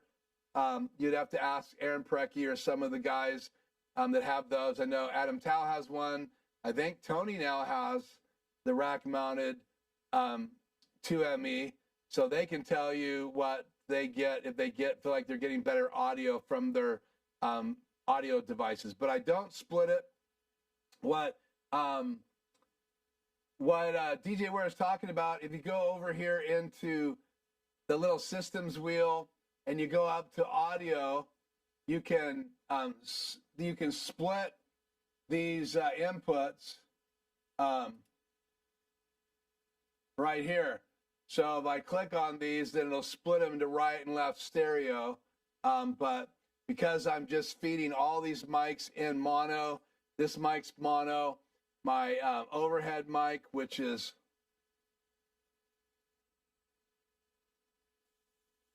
the one you're hearing right now, that's my condenser overhead mic. All of those are mono into my Rodecaster Pro 2, and then obviously it creates a stereo track, and that's what I'm outputting to into my ATEM Mini Pro. And if you go back a couple weeks, I did an uploaded video of actual audio samples from inside the recording in my Rodecaster, or in my Wireless Go 2 mic, the DJI Mic Kit 1 internal recording, the DJI Mic Kit 2 internal recording, all three of those 24-bit, and then the DJI Mic 2 has internal recording at 32-bit float. I did a sample of that.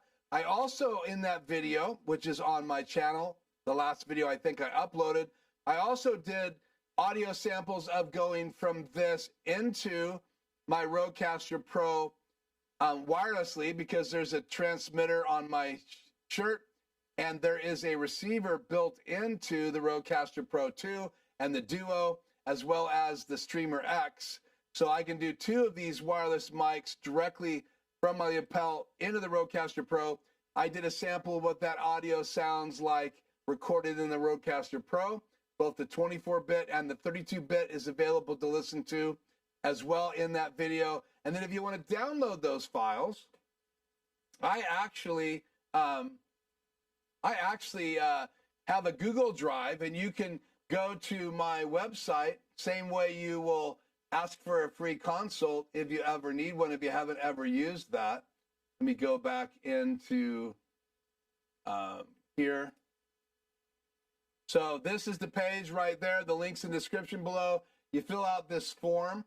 In fact, one of these slides actually says get a free consult right there. You fill out your name, your phone number, and your last name. You don't have to do your phone number if you don't want to, but I definitely need your email. And down here under notes, you type in looking for a free consult. And then below that, what do you need help with? Are you stuck? I will invest an hour.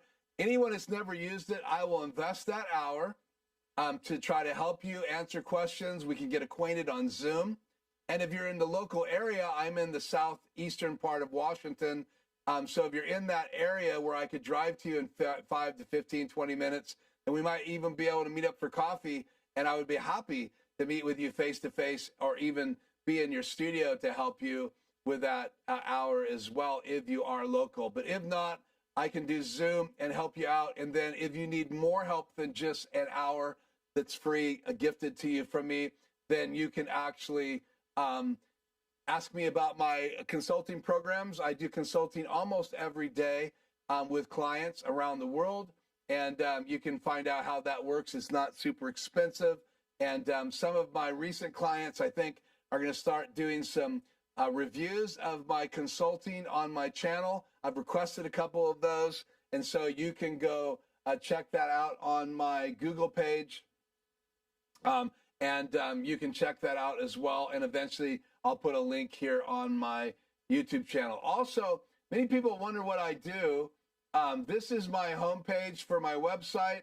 I have Bigfoot over here. Here's my behind the scenes video on podcasting, the podcast I do with my wife. They're actually in the background talking, and we did a podcast that day. I did it behind the scenes. I have a couple of these videos. So I help people with podcasting. I teach people how to use the Rodecaster Pro, the ATEM Mini, the ATEM Mini Pro, ATEM MINI Pro ISO. I can help people solve those questions, how to integrate OBS into your live streams. Also Rodecaster Pro. I talk about lighting, I talk about video, all of those things, because I've been absorbing those things now for 10, 15 years, some of that even longer. Live streaming has been more the last 3, 4 years. ATEM Minis have been more the last 3.5 years. Extremes, the last 2. And I don't know if I'll ever get a console model. We'll just have to wait and see. And then I try to populate a lot of my videos in here. So here is that uploaded video I told you guys about. You could go to my website with the link below, click on the homepage. You can go right to this video. They're just ingested from YouTube. This is the one right here. And if you go to that contact page and fill out that form in the notes, if you want to get an invite, I need your email to that folder. You can download the WAV files, the real 32-bit WAV file from the DJI Mic Kit 2, and the 24-bit WAV files from the Rodecaster Pro, as well as these devices. The DJI Mic 1 does 24-bit internal recording. The Wireless Go 2 does internal 24-bit recording.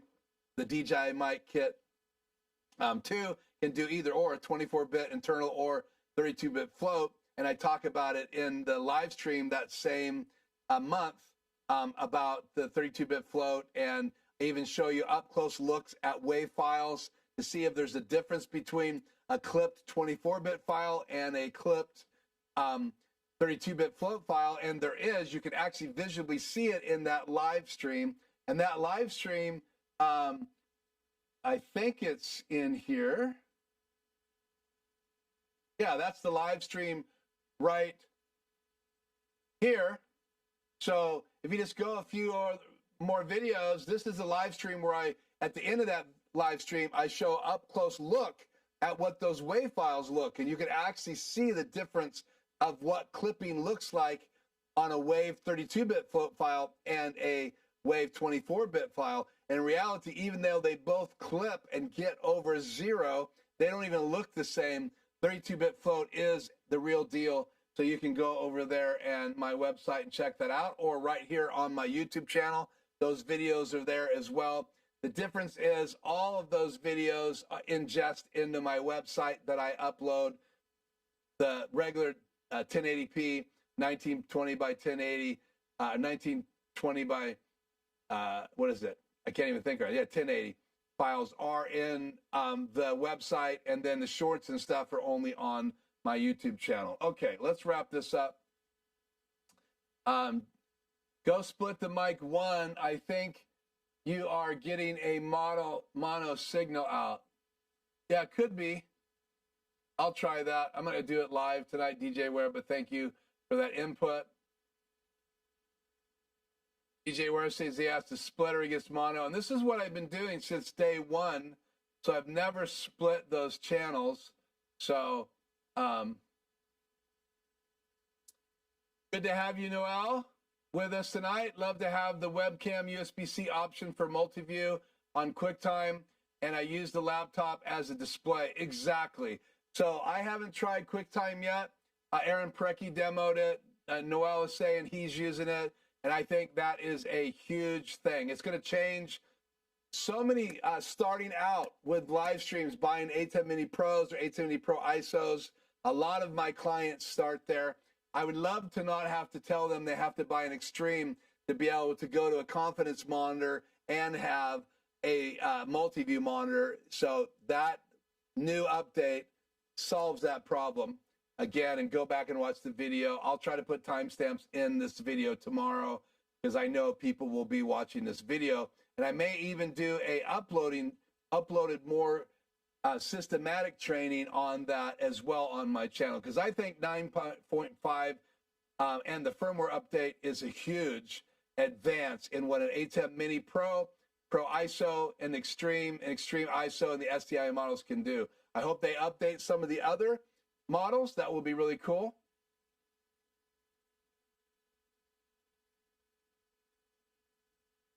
So then at the ATEM Mini Pro ISO, I have the HDMI option free for the Yellow Box Ultra. Yeah, so again, that's really, really, really cool.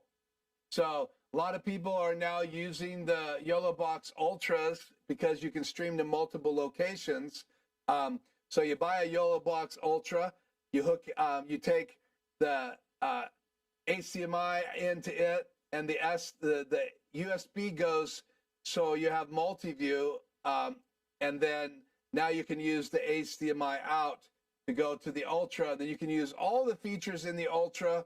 You can do the same thing, go an ATEM Mini Pro into your laptop or your Mac using a Cam Link. If I can find mine, I have too much crap in my drawer.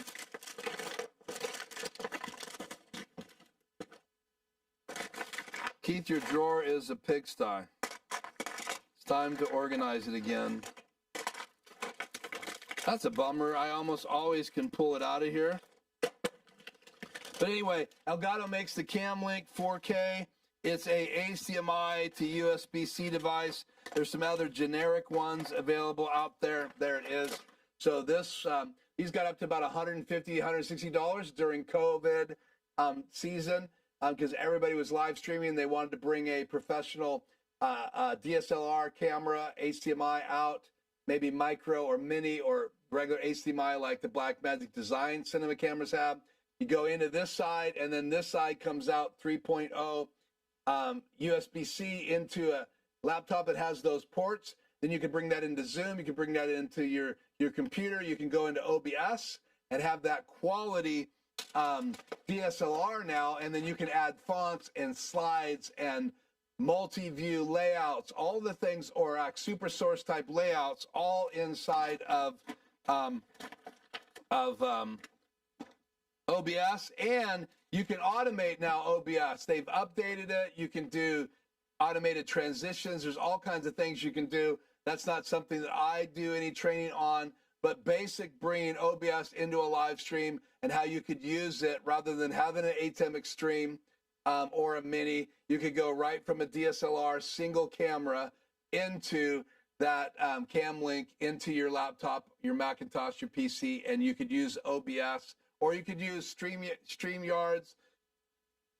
All of that software is available to you if you go that into your PC route. And now you have ATEM Mini Pro, Mini Pro ISO that can bring in multiple cameras and do the same thing. So Cam Link's good for one, But for $295, it just makes more sense to buy an ATEM Mini Pro. Just keep in mind, you do have to integrate the audio into it if you're going to live stream from it. And again, a Cam Link doesn't do any live streaming. You have to do that through OBS or Streamlabs or whatever, StreamYard. But the ATEM Mini Pro or the Pro ISO does do streaming, encoding, and now you can access it through the network. You can actually access the network now through your HyperDecks, the newer HyperDecks, and we're going to talk about that in another video.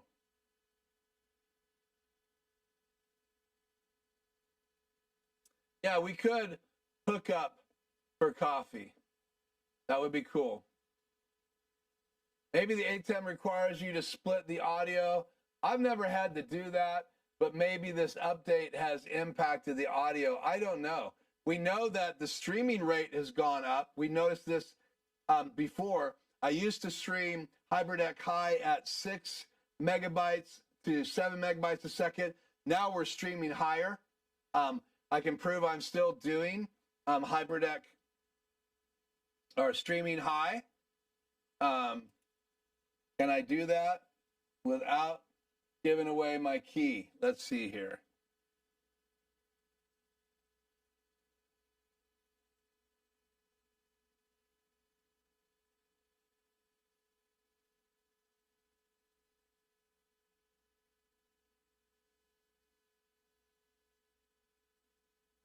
Mostly hidden. Let's pop this up. So right here you can see I'm streaming high. Can't change it because I'm actually streaming right now. So I am streaming high, and now I am getting this higher bit rate. It just dropped down to 6.97, but it's going all the way up to 9. And I haven't noticed that before, even when I'm moving around. So something is different. Maybe it's the new algorithms for SRT. Who knows? I don't know if SRT needs more bit rate. We'll just have to figure that out. Maybe some of the gurus out there can answer that question. It's above my pay grade. Same PC is also a source on the ATEM. Yeah, so then you bring your ATEM in, or your PC into the ATEM, which gives you that advantage as a source, and you're streaming from the ATEM. So I have my PC and my laptop plugged into my ATEM Extreme Iso. And then I also have one HyperDeck. My HyperDeck HD Plus is plugged into my main ATEM Extreme Iso. My ATEM Extreme Iso number 2 has camera 3 plugged into it. It also has my HyperDeck Shuttle plugged into it. It also has my HyperDeck Mini, the old version, plugged into it, so it has key and fill. And there's just so many things you can do having two extremes in your studio. So it's very similar to a 2ME. It's just I'm doing it on the desktop. So, and the way I integrate them is that my Extreme ISO number 2 has 2 HDMI outs, and those 2 HDMI outs come in to 2 of my Extreme ISO number 1 inputs. So I can only bring 2 inputs in at a time, but rarely do I ever need more than 2. Like tonight, I'm using 1 to bring in my, and we'll call it again, the Tony Joe Quick Tech Solution camera. Where is that macro? For this camera right here, I even can change the lighting for this particular camera. This is actually coming in the input number from HDMI out 1 of my Extreme number 2 into input number 3 on my ATEM Extreme number 1.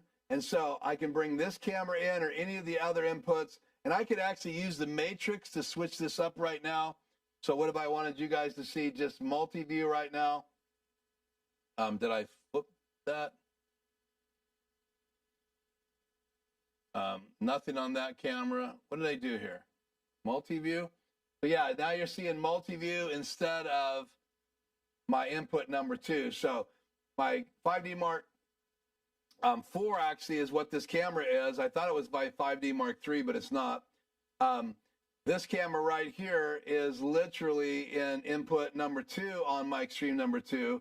And then I can also bring my multi-view in to my live streams or any one of the other camera views. So again, it's great to have two extreme ISOs. That means I have two super sources that I could actually use if I wanted to.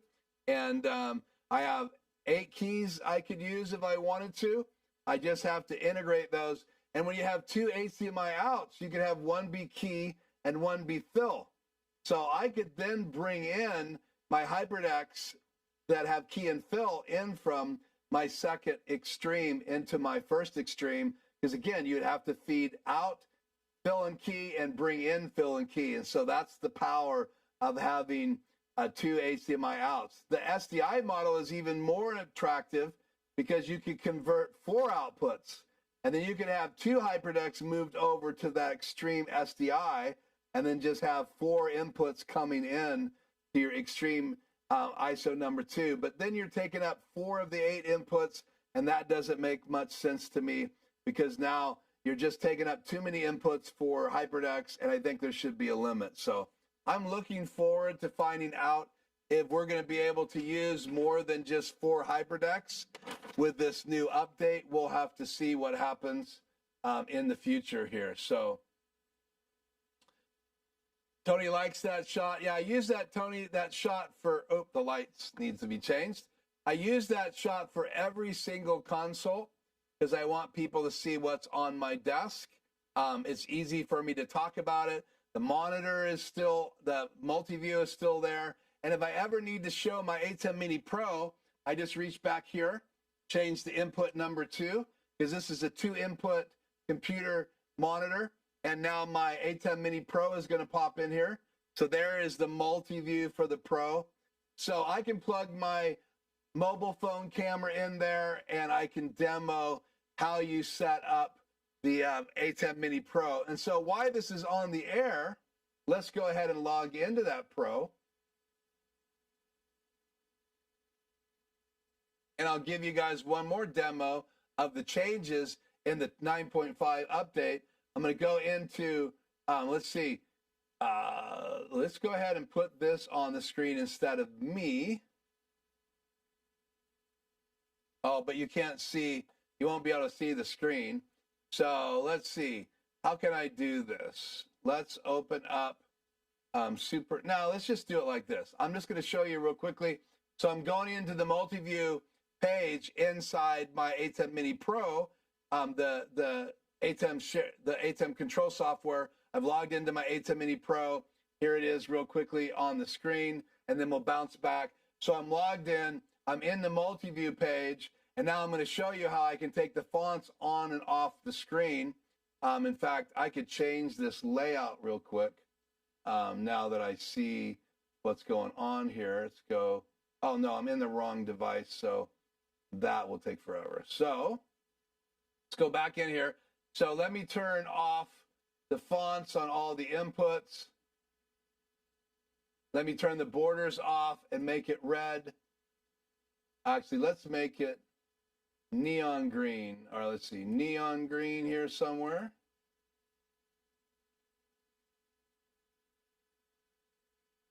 Done. Switch back to the main view. And I have now changed all this up. So you can see I don't have any font typing on these inputs anymore. I can pop them back on the screen. They're popping back on. I can turn borders off, borders on. It doesn't really, let me see if it's better if I use like a dark color. Borders on and off. Let me see, does this show anything? Yeah, see the borders are coming on and off, and I can change the colors of those. And then watch this input right here. Canon 5D Mark III is going off the air. And then next to that, bridge / HyperDeck, because I have my streaming bridge and my HyperDeck with a switch on my wall here. So I can choose which one I want to come in here. So I named it both. Turn that on and off the air. And I can also put the crazy brackets around it. There's the portrait bracket now. There is, there's a 16:9 bracket on there, so I can see where the crop is. So you have those controls now in the ATEM Mini Pro. So you can make your multi-view a lot more, you know, the way you want it. So I think that's a real cool feature that they just added to, what did I do? Go the wrong way? Yeah. Go back to input number 1 and come back in here, get a sip of water. So there's one more demo of multi-view transitioning going on inside the ATEM switcher, or the ATEM software control using the ATEM Mini Pro. So that's another thing that you can do. Okay, I'm going to wrap it up here. It's almost 2 hours. Let's see what Chio said here. Put that on the screen here. Yeah, I also have a separate capture for my gaming console, so I can record at 4K 120 while still being able to stream the gameplay using OBS and the ATEM. Yeah, that's a great system. So being able to record 4K as well as streaming 1080p. And again, Blackmagic Design, guys, has some options. If you just want to go to 4K, let's look at this real quick. Bring the control software to another screen here. I promise you we will be quitting here in the next 5 minutes.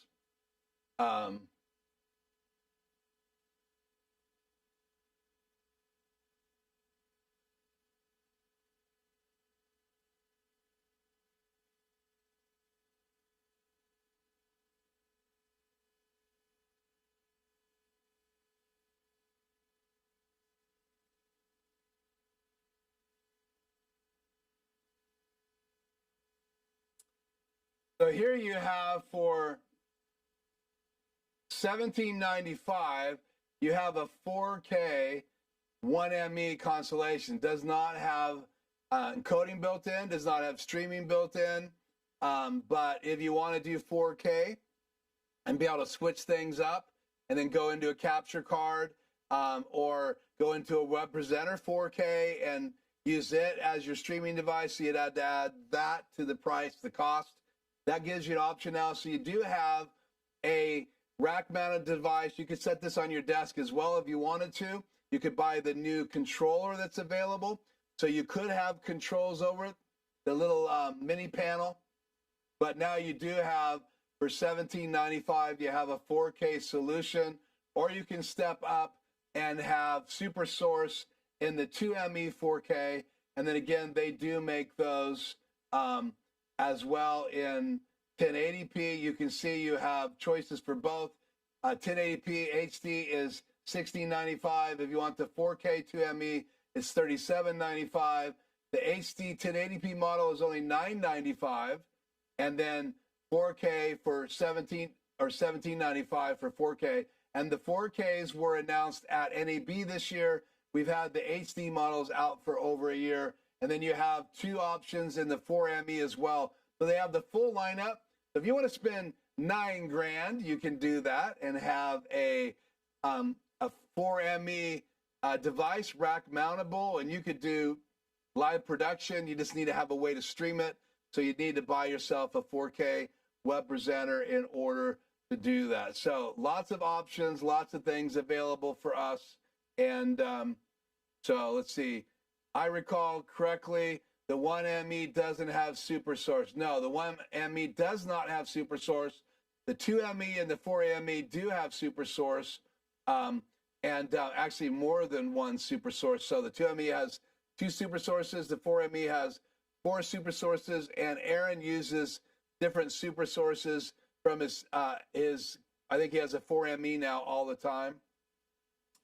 The Elgato 4KX is $229, which I got for the 4K 120 capture. Yeah, so 120 frames a second capture. That is a great, again, Elgato has some great things. In fact, next Tuesday, let's see, Tuesday is, got a few seconds here. But yeah, next Tuesday, the 18th, I should be unboxing something new from Elgato. So that's just an advertisement for next week.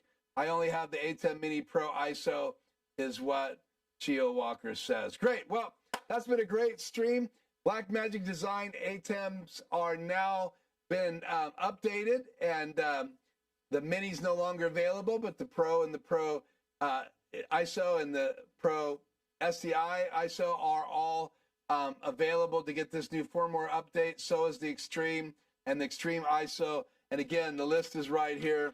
You have the ATEM Mini Pro can be updated with firmware, and now you can have those 3 options to do USB-C out, to zoom and all that. So preview, program, or multi-view. And then when you get to the Pro ISO, it's the same thing, preview, program, or multi-view out of the USB-C port, plus the ability to change the multi-view up to go straight to your Blackmagic design hub and go directly to DaVinci Resolve while you're recording, do instant replay, lots of cool things that you can do, but you may want to get a 10G network if you start trying to do that kind of crazy networking in your studio. Mine is not. Mine is a 1G network. The ATEM Mini Extreme is the 3rd one. The Extreme ISO is the 4th one. And then you have the 2 SDI models, ATEM SDI Pro ISO and the ATEM SDI Extreme ISO. So a little name flip there. They both do ISO recording, but they have SDI inputs and SDI outputs. One day, maybe Blackmagic Design will again come out with something that has half HDMI inputs, half SDI inputs, half SDI outputs, and half HDMI outputs, and the USB-C. Now, one thing I haven't done is play around with the 2 USB-C ports that come out of the back of the Extremes. So I've never tried 2 webcams at the same time. You only have 1 matrix, so I think it's only the one USB-C out or USB-C out 1 that gives you the ability to go out to your computer. And then you can, in the Extremes, you can hook up a SD drive out of SDI number, USB-C number 2 out. So you could be recording as well what you're producing, also send it into Zoom or into a web presenter or into a Camlink, just simply by integrated into OBS or StreamYards or something like that. So it really does open up a lot of options. Aaron Prickey has some interesting things. He's always wanted to record multi-views, so he displays that on his channel. I'll grab that link and put it in the description tonight if you're watching this video. But again, this is not a sponsored video. I appreciate all your guys' help, and especially Tony's help today to help me figure out how to get into my network drive after I did the updates, and then Chio's workaround by going in the setup and going in the back door, and we talked about that tonight. Okay, I'm going to wrap it up. I hope we see you guys next Tuesday. I have a couple new videos that are going to go on my YouTube channel that tell a little bit more about my consulting program, and then I'm working on some shorts still. I've got some editing to do, so hopefully I'll have some new videos here pretty soon. Thank you, Eric. Please hit the thumbs up. Please hit the like button. Please subscribe if you haven't subscribed already, and continue to join us in the chat. If you're just watching and you're not chatting with us, jump in the waters. I'd love to have your questions and your input each time we're live on Tuesdays at 4 p.m. So that's it. I'm Keith. This is Life Journey Production Studios, and I will see you in the next video. Until then, be safe and good night.